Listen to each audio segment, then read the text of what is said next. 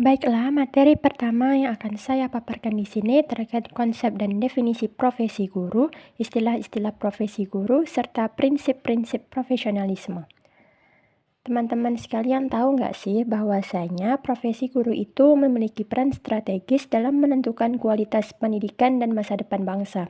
Guru merupakan tenaga profesional yang memiliki kompetensi, tanggung jawab moral, dan terikat oleh kode etik, sebagaimana yang tercantum dalam Undang-Undang Nomor 14 Tahun 2005.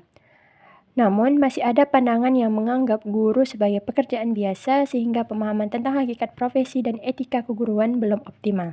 Oleh karena itu, kajian tentang hakikat profesi dalam mata kuliah profesi dan etika keguruan penting untuk membekali calon guru dengan landasan konseptual dan moral agar bersikap profesional, berintegritas, dan bertanggung jawab. Materi selanjutnya terkait konsep dan definisi profesi guru. Profesionalisme itu berakar dari kata profesi ataupun pekerjaan yang dilandasi oleh keahlian. Profesi berupa pekerjaan yang memerlukan penguasaan ilmu pengetahuan, teknologi, serta keterampilan khusus yang diperoleh melalui pendidikan dan pelatihan yang intensif.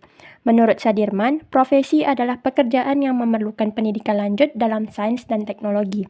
Namun, secara leksikal, profesi itu bermakna sebagai pengungkapan kepercayaan ataupun keyakinan serta menunjukkan suatu pekerjaan tertentu. Pada hakikatnya, profesi merupakan pekerjaan yang menuntut persyaratan khusus dan keahlian yang istimewa sehingga mampu memperoleh kepercayaan dari pihak yang membutuhkan. Selanjutnya terkait istilah-istilah dalam profesi. Yang pertama, profesi. Profesi itu berupa pekerjaan yang membutuhkan keahlian khusus. Yang kedua, profesional. Profesional itu orang yang ahli dan bertanggung jawab di bidangnya. Yang ketiga, profesionalisme itu berupa sikap kerja yang sesuai keahlian dan etika. Yang keempat, profesionalitas berupa mutu ataupun kualitas seseorang dalam bekerja. Dan yang terakhir, berupa profesionalisasi, itu berupa proses meningkatkan pekerjaan sehingga menjadi suatu profesi. Baiklah, selanjutnya saya akan menjelaskan prinsip-prinsip profesionalisme. Dalam Undang-Undang Nomor 14 Tahun 2005, Pasal 1 Butir 14, prinsip profesionalitas ada 9, yaitu yang pertama, memiliki minat, bakat, panggilan jiwa, dan idealisme. Maksudnya itu seorang guru benar-benar memiliki keinginan dan keterampilan dalam proses mengajar, serta memiliki panggilan jiwa dari dirinya sendiri agar proses belajar mengajar menjadi lebih baik dan sistematis. Yang kedua, berkomitmen, mutu, imta, serta akhlak, yaitu guru memiliki komitmen dalam meningkatkan mutu pendidikan, keimanan, ketakwaan, dan akhlak mulia. Komitmen guru dalam meningkatkan mutu pendidikan terlihat pada inovasi proses pembelajaran yang diberikan guru, selalu mengikuti kurikulum terbaru dan metode serta strategi pembelajaran yang disukai anak. Yang ketiga itu berkualifikasi akademik dan latar belakang pendidikan sesuai tugas. Kualifikasi pendidikan guru belum sesuai dengan Undang-Undang Nomor 14 Tahun 2005 tentang guru dan dosen. Pasal 10 dijelaskan tentang kualifikasi pendidikan dan kompetensi guru. Kualifikasi pendidikan minimum untuk guru PAUD adalah Diploma 4 atau Sarjana S1.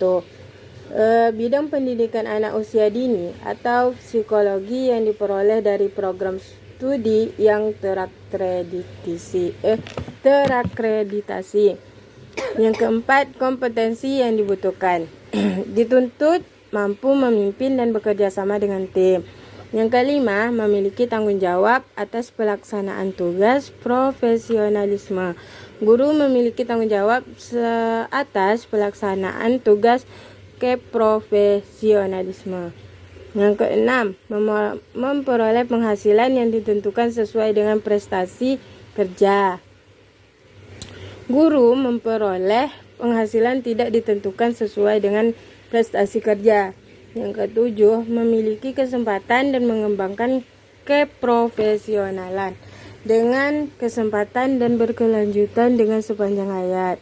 Yang kedelapan, memiliki jaminan perlindungan hukum dalam melaksanakan tugas keprofesionalisme. Guru mendapatkan kebebasan dalam memberikan penilaian perkembangan dan pertumbuhan anak berdasarkan pengamatan. Yang kesembilan, mempunyai organisasi profesi dalam mengatur hal-hal yang berkaitan dengan tugas profesional guru untuk mengatur hal-hal yang berkaitan dengan tugas profesionalitas guru. Organisasi profesi guru. Organisasi ini bersifat unitaristik yang anggotanya terdiri dari para guru, bantu, guru desa, kepala sekolah, dan pemilik sekolah dengan latar pendidikan yang berbeda-beda. Mereka umumnya bertugas di sekolah desa dan sekolah rakyat angka 2. Yang pertama, Persatuan Guru Republik Indonesia (PGRI), lahir pada 25 November 1945. Setelah 100 hari proklamasi kemerdekaan Indonesia, cikal bakal organisasi PGRI adalah diawali dengan nama Persatuan Guru Hindia Belanda (PGHB) tahun 1912. Kemudian berubah nama menjadi Persatuan Guru Indonesia (PGI) pada tahun 1932. Yang kedua, Musyawarah Guru Mata Pelajaran (MGMP) merupakan suatu wadah, asosiasi atau perkumpulan bagi guru mata pelajaran yang berada di suatu sanggar atau kabupaten yang berfungsi sebagai sarana untuk saling berkomunikasi, belajar, dan bertukar pikiran, pengalaman dalam rangka meningkatkan kinerja guru sebagai praktisi atau perilaku perubahan reorientasi pembelajaran di kelas.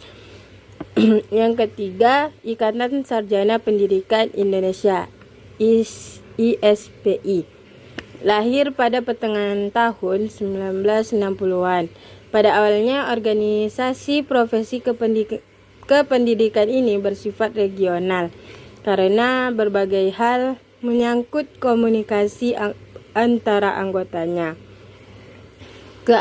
Keadaan seperti ini berlangsung cukup lama sampai kongresnya yang pertama di Jakarta 17 sampai 19 Mei 1984. Kongres tersebut menghasilkan 7 rumusan tujuan ISPI, yaitu yang pertama Indonesia. Yang pertama, menghimpun para sarjana pendidikan dari berbagai spesialisasi di seluruh Indonesia.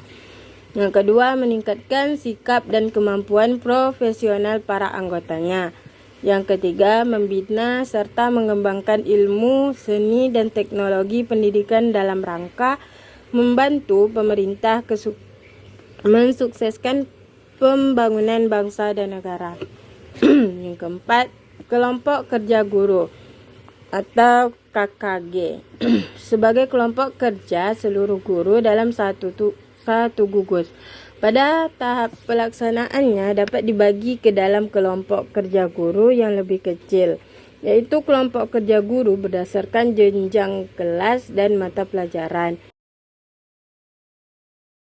Kualifikasi dan sertifikasi guru. Sertifikasi guru merupakan upaya pemerintah untuk meningkatkan mutu dan menguji kompetensi tenaga pendidik melalui mekanisme yang ditetapkan, bekerja sama dengan perguruan tinggi. Guru yang lulus sertifikasi dinyatakan memenuhi standar profesional dan diakui mampu menciptakan sistem serta praktik pendidikan yang berkualitas.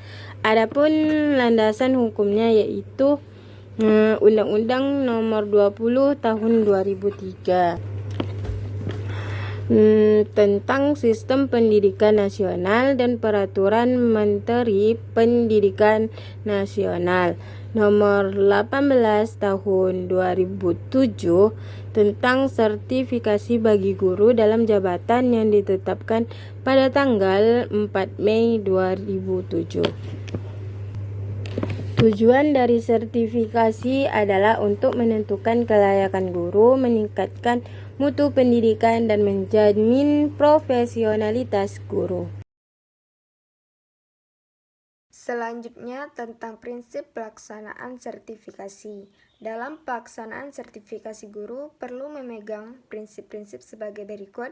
Yang pertama itu berkeadilan, transparan, kredibel, dan akuntabel, di mana semua peserta sertifikasi guru ditetapkan berdasarkan urutan prioritas.